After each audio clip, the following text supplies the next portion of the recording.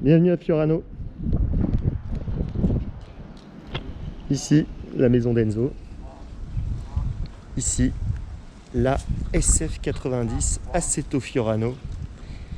Alors, Assetto Fiorano, c'est un pack à 50 000 € qui n'inclut pas la peinture bicolore que vous voyez ici, qui est elle à 25 000 € de plus, peinture qui ne peut être prise que pour les gens qui ont opté pour ce pack.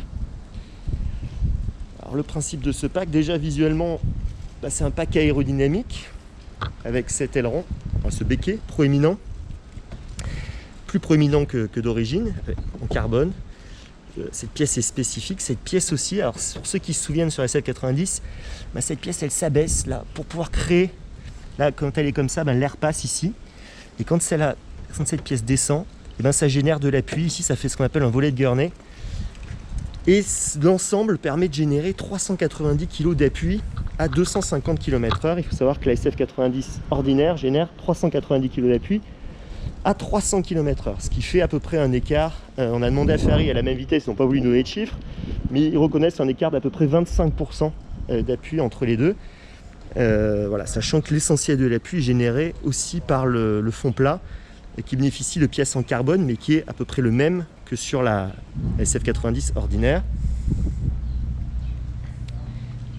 Alors il y a une notion de poids évidemment aussi, vous imaginez bien, la voiture est 40 kg plus légère. Alors 40 kg c'est dans sa version la plus radicale, quand on va jusqu'à se passer de la radio.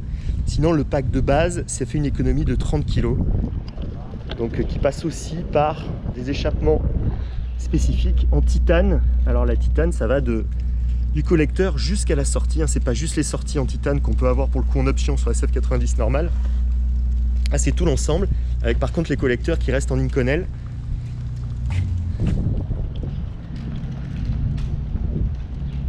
Ensuite, à l'intérieur, vous avez l'intérieur des portes qui est en carbone. Ça, vous ne pouvez pas l'avoir en option sur la SF90 normale. Ça fait partie du pack Assetto Fiorano. Ça, c'est disponible en option. Même chose pour ça. Ça, c'est vraiment propre à cette version. Il n'y a que ça qu'on peut avoir sur une SF90 normale juste en option. Même chose ici. Après les baquets, les ceintures, comme ça c'est des options qui sont disponibles d'origine. Et après, chose qui ne se voit pas, sont les suspensions. Et ça, c'est le plus original sur la voiture. Ce sont les amortisseurs qui sont fournis par Multimatic. C'est une société qui fournit beaucoup d'équipes de course et qui fournit Ferrari notamment pour le GT3. Ces amortisseurs en aluminium, et non pas en acier, donc plus léger, mais surtout, la suspension devient passive. Ça, c'est assez extraordinaire à ce niveau de gamme. C'est assez rare de voir un constructeur proposer comme ça une option avec une suspension passive. C'est-à-dire qu'elle n'est pas pilotée. Alors, contrairement à la suspension magnétique, l'amortissement magnétique qu'on a sur la version d'origine, là, on a une suspension passive qui ne peut pas être réglée. On ne peut pas se faire des réglages comme on a envie sur chaque circuit. On ne peut pas y toucher. Mais voilà, c'est quand même des réglages qui sont pensés pour la piste, aussi pour la route. La voiture est censée être tout à fait conduisible sur route et tout à fait garder un minimum de confort. Mais c'est quand même une auto qui est quand même avant tout pensée pour les clients qui vont vouloir aller un peu plus souvent sur piste et exploiter plus facilement les 1000 chevaux. Car rappelons-le, cette voiture fait 1000 chevaux avec son V8 thermique de 780 chevaux qui est associé à un moteur électrique à l'arrière et 2 moteurs électriques à l'avant, un par roue, donc pour un total de 1000 chevaux, ce qui en fait donc une 4 roues motrices, mais à un certain moment, à un certain niveau, à 210 km/h, à partir de 110, ça passe, l'avant se déconnecte et ça passe tout à l'arrière.